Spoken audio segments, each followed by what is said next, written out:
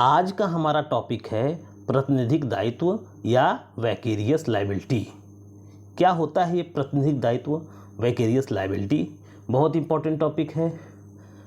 Judiciary की परीक्षाओं में प्री हो चाहे मेंस हो, प्रश्न इससे आता रहता है। साथ ही जो लोग एलएलबी कर रहे होंगे, पूरा एक प्रश्न इस पर आता है लिखने के लिए। तो आइए इसको समझते हैं। इसका कॉन्सेप्ट आप समझ लेंगे तो किसी भी प्रकार की परीक्षा हो, आप बहुत लंबा, बहुत आसानी से और बड़े आराम से इसको कर लेंगे। आइए देखते हैं। लेकिन उसके पहले प्रातिनिधिक दायित्व के कई नाम हैं। इसी को कहते हैं प्रतिनिहित दायित्व, इसी को कहते हैं द्वितीयक दायित्व, इसी को कहते हैं अप्रत्यक्ष दायित्व, इसी को कहते हैं दूरवर्ती दायित्व, इसी को कहते हैं थोपा हुआ दायित्व। ये क्या होता है प्रतिनिधिक दायित्व या प्रतिनिहित दायित्व या द्वितीयक लायबिलिटी या अप्रत्यक्ष दायित्व, दूरवर्ती दायित्व, थोपा गया दायित्व, ये है क्या? इसका मतलब क्या है? आइए इसको शुरू करते हैं और इस लाइन को पढ़ते हैं। देखिए, साधारणतः कोई भी व्यक्ति अपने ही कार्यों के लिए दायी होता है। अरे कलयुग में अपने ही कार्यों के लिए दायी हो जाए बहुत है, कहाँ किसी के पास समय है किसी दूसरे के कार्य के लिए कोई दायी होगा। ठीक है, तो साधारणतः कोई भी व्यक्ति अपने ही कार्यों के लिए दायी होता है, किंतु कुछ परिस्थितियां ऐसी भी होती हैं जब एक व्यक्ति दूसरे व्यक्तियों द्वारा किए गए कार्यों के लिए भी दायी ठहराया जाता है। ऐसे दायित्व को ही क्या कहते हैं? प्रातिनिधिक दायित्व कहते हैं। ध्यान यहाँ क्या देना है आपको? ध्यान देने योग्य बात यह है कि प्रातिनिधिक दायित्व संयुक्त अपकृत्यकर्ता की अवधारणा पर आधारित है, जहाँ ऐसे व्यक्ति का दायित्व संयुक्त और पृथक दोनों होता है। ये लाइन आपको शायद नहीं समझ में आई होगी, जो मैंने अभी पढ़ा लास्ट में कि प्रातिनिधिक दायित्व संयुक्त अपकृतकर्ता की अवधारणा पर आधारित है, जहां ऐसे व्यक्ति का दायित्व संयुक्त और पृथक दोनों होता है। ये आपको लाइन नहीं समझ में आया होगा। आइए इसको एक उदाहरण से बड़े आसानी से समझ जाएंगे। ये उदाहरण पढ़ते हैं। 20 जो सी का ड्राइवर है, सड़क पर असावधानी पूर्वक कार चलाते हुए ए को क्षतिग्रस्त कर देता है। यहाँ पर ए को हुई क्षति के लिए बी का दायित्व है, साथ ही साथ सी का भी दायित्व है, जिसे प्रतिनिधिक दायित्व कहा जाता है। यहाँ वादी ए इस बात के लिए स्वतंत्र है, वह या तो बी और सी पर संयुक्त रूप से या बी पर अलग, सी पर अलग वाद लाए। अब इसका क्या मतलब है? आइए इसको हम समझाते हैं आपको। देखिए, यहाँ ये कहने का मतलब है, ये एक बी है, ये ड्राइवर है किसका? सी का। यानी सी यहाँ एक कार का मालिक है, उसका ड्राइवर बी है। कार को ले जाते समय बी किसको क्षतिग्रस्त कर देता है? किसको क्षतिग्रस्त कर देता है? ए को। सी कार का मालिक है, उसका ड्राइवर ये बी है, बी कार से ए को क्षतिग्रस्त कर देता है। अब कार से क्षतिग्रस्त होने के बाद ए के पास यह विकल्प है कि वह या तो बी के ऊपर अलग से मुकदमा दाखिल करे, सी के ऊपर अलग से मुकदमा दाखिल करे, या ये इन दोनों के ऊपर संयुक्त रूप से मुकदमा दाखिल करे।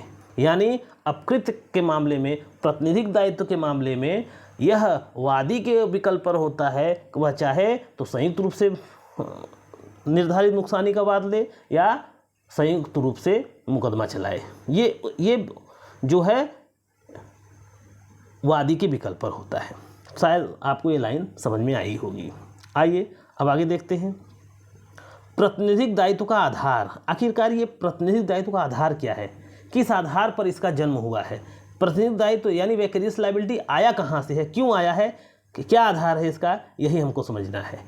प्रातिनिधिक दायित्व मुख्यतः निम्नलिखित सूत्रों पर आधारित है। क्या? क्वीन फेसिट पर एलियम फेसिट पर से। इसका मतलब क्या है? इसका अर्थ है कि जो व्यक्ति कार्य किसी दूसरे के माध्यम से करता है, वह विधि की दृष्टि में स्वयं कर्ता समझा जाता है। यही कारण है कि ऐसा दूसरे से कार्य कराने वाला व्यक्ति प्रातिनिधिक दायित्व के अंतर्गत दायी होता है। अगर आप दूसरे से काम करवा रहे हैं तो माना जाएगा कानून की नज़र में कि आप ही वह काम कर रहे हैं। यहीं से जन्म होता है किसका? प्रातिनिधिक दायित्व का। अगला क्या है? अगला है रिस्पोंडेंट सुपीरियर। इसका क्या मतलब है? इस सूत्र का अर्थ है कि प्रमुख को दायी ठहराया जाए, माना जाए, क्योंकि सेवक की अपेक्षा प्रमुख दायित्व वहन करने में अधिक समर्थ होता है। तो प्रातिनिधिक दायित्व के ये सब आधार हैं। और तीसरा आधार जो है प्रातिनिधिक दायित्व का, वो है सामाजिक सुरक्षा तथा न्याय। यदि प्रातिनिधिक दायित्व के अंतर्गत प्रमुख को दायी नहीं ठहराया जाए तो तो समाज में उपेक्षामान सेवकों की बाढ़ आ जाएगी, क्योंकि प्रमुख उनके कार्यों पर निगरानी ही नहीं रखेंगे। तो इन सब आधारों के चलते यह सिद्धांत निकल करके आया है कि किसी एक व्यक्ति के कार्य के लिए किसी दूसरे व्यक्ति को दायी ठहराया जाए। इसी को कहते हैं प्रातिनिधिक दायित्व। अब आगे आते हैं, देखते हैं प्रातिनिधिक दायित्व की रीतियाँ वो कौन कौन सी रीति है जिसके आधार पर कोई व्यक्ति दूसरे के कार्य के लिए भी दायी हो जाता है। एक परिस्थिति है अनुसमर्थन द्वारा। यदि कोई व्यक्ति किसी के कार्य का अनुसमर्थन कर देता है, समर्थन कर देता है, तो वह उसके द्वारा किए गए नुकसान के लिए दायी भी ठहराया जाएगा। विशिष्ट संबंध के आधार पर कुछ संबंध ऐसे हैं जिसके आधार पर किसी व्यक्ति को किसी दूसरे के कार्य के लिए दायी ठहराया जाता है, अभी वो आगे देखेंगे। दुष्प्रेरण द्वारा, दुष्प्रेरण के द्वारा भी कभी कभी कोई व्यक्ति किसी दूसरे के कार्य के लिए भी दायी ठहराया जाता है, इसको भी हम आगे देखेंगे। आइए देखते हैं अनुसमर्थन के द्वारा कोई व्यक्ति कब किसी दूसरे व्यक्ति के कार्य के लिए दायी होता है। तो देखिए, यदि कोई व्यक्ति किसी अन्य व्यक्ति की ओर से कोई अकृत्यपूर्ण कार्य करता है जिसके लिए उस व्यक्ति ने उसे प्राधिकार नहीं दिया था, किंतु बाद में यदि वह उस कार्य का अनुसमर्थन कर देता है तो वह उस अपकृत्य के लिए दायी हो जाता है, मानो उसने उस कार्य को करने के लिए पहले से उसे प्राधिकार दे दिया हो। यानी अनुसमर्थन कर दिया है कोई व्यक्ति, तो उस कार्य के लिए जो है उस व्यक्ति के कार्य के लिए वह भी दायी होगा, बशर्ते अनुसमर्थन की कुछ शर्तें हैं। अनुसमर्थन स्पष्ट हो, वैध कार्य का अनुसमर्थन हो, और अनुसमर्थन पूर्ण जानकारी के बाद किया गया हो, और अनुसमर्थन द्वारा दायित्व केवल इन्हीं कार्यों के लिए होगा जो प्रमुख की ओर से किया गया हो। उन्हीं कार्यों के लिए अनुसमर्थन हो सकता है जिस कार्य का अनुसमर्थन किया गया है या प्रमुख की ओर से वह किया गया है। तो अनुसमर्थन के आधार पर भी प्रातिनिधिक दायित्व की बात आती है। विशिष्ट संबंध के आधार पर ऐसा दायित्व समांतर निम्नलिखित संबंधों के आधार पर होता है। प्रधान और अभिकर्ता का संबंध अगर है, फर्म और उसके भागीदार का संबंध है, स्वामी और सेवक का संबंध है, तब जो है ऐसे मामले में प्रातिनिधिक दायित्व की बात आती है। अब आता है प्रातिनिधिक दायित्व की आवश्यक शर्तें। आखिरकार प्रातिनिधिक दायित्व की आवश्यक शर्तें क्या हैं, आइए इसको देखते हैं। प्रातिनिधिक दायित्व की निम्नलिखित आवश्यक शर्त है। क्या है? जिस व्यक्ति को प्रातिनिधिक रूप से दायी ठहराया जा रहा है उसको मुख्य रूप से निम्नलिखित में से किसी न किसी संबंध में आना चाहिए। क्या संबंध है? मालिक और अभिकर्ता, प्रमुख और अभिकर्ता, फर्म और भागीदार का संबंध होना चाहिए। इसके अलावा प्रातिनिधिक दायित्व की दूसरी आवश्यक शर्त यह है, सेवक का अभिकर्ता या भागीदार के जिस कार्य से अपकृत हुआ है वह सेवा काल में किया गया हो, संबंध में किया गया हो, सेवा काल में किया गया हो, तो ऐसे कार्य के लिए प्रातिनिधिक दायित्व की बात उत्पन्न होती है। यहाँ यह भी उल्लेखनीय है कि सेवा काल का दायरा निम्नलिखित परिस्थितियों में माना जाता है। कब? जब स्वामी ने सेवक को उस कार्य को करने के लिए प्रत्यक्ष रूप से प्राधिकृत किया हो, जब स्वामी ने सेवक को उस कार्य को करने के लिए अप्रत्यक्ष रूप से प्राधिकृत किया हो, यानी प्रत्यक्ष या अप्रत्यक्ष रूप से प्राधिकृत किया हो, या उस कार्य को करने का अगर तरीका बताया है स्वामी ने, या जिस कार्य से अपकृत हुआ है वह स्वामी द्वारा दिए गए मुख्य कार्य का अभिन्न भाग हो, यानी मुख्य कार्य से जुड़ा हुआ है, तब ऐसे कार्यों के लिए भी प्रातिनिधिक दायित्व की बातें आती है। अब प्रातिनिधिक दायित्व की मुख्य परिस्थितियां क्या हैं? देखिए, प्रातिनिधिक दायित्व की कुछ मुख्य परिस्थितियां होती हैं, और इन परिस्थितियों में सामान्यतः यह कह दिया जाता है कि सेवक के अपकृत्य के लिए स्वामी, अभिकर्ता के अपकृत्य के लिए प्रमुख और भागीदार के अपकृत्य के लिए फर्म का प्रातिनिधिक रूप से दायित्व है। ऐसी परिस्थितियां निम्नलिखित 6 प्रकार की होती हैं। वो परिस्थितियां क्या है? सेवक की लापरवाही।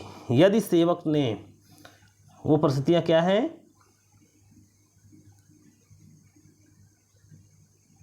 यदि सेवक की असावधानी के कारण किसी व्यक्ति को क्षति हो जाती है तो इसके लिए उसका स्वामी प्रातिनिधिक रूप से दायी होगा, किंतु तभी जबकि स्वामी ने सेवक को उस कार्य को करने के लिए क्या किया हो? प्राधिकृत किया हो, चाहे वो प्रत्यक्ष रूप से किया हो या अप्रत्यक्ष रूप से किया हो। लेकिन जब उस कार्य को करने के लिए स्वामी ने प्राधिकृत किया है, तो अगर उस कार्य को करते हुए कोई लापरवाही या कोई असावधानी हो जाती है तो उस कार्य के लिए किसको दायी ठहराया जाएगा? स्वामी को दायी ठहराया जाएगा। फर्म के मामले में, अभिकर्ता के मामले में फर्म को दायी ठहराया जाएगा। इस पर एक केस है, इसको आप देख लीजिएगा। इसके अलावा सेवक की भूल, यदि सेवा काल के दौरान सेवक कोई भूल कर देता है तो ऐसे भूल के लिए स्वामी दायी होगा, अभिकर्ता के मामले में फर्म दायी होगा। यदि जानबूझकर या अनुचित कार्य किया गया है सेवक द्वारा तो उस कार्य के लिए भी स्वामी को ही दायी ठहराया जाएगा। सेवक द्वारा यदि चोरी किया गया है तो ऐसे मामले में स्वामी को उस कार्य के लिए दायी ठहराया जाएगा। सेवक द्वारा सेवा काल के दौरान कपट किया गया है, उससे किसी व्यक्ति को नुकसान हुआ है तो इसके लिए भी सेवक के कार्य के लिए स्वामी दायी होगा। यदि उपनिधान का मामला है तो ऐसे मामले में भी सेवक के कार्य के लिए स्वामी को दायी ठहराया जाएगा। अब आगे अगले वीडियो में।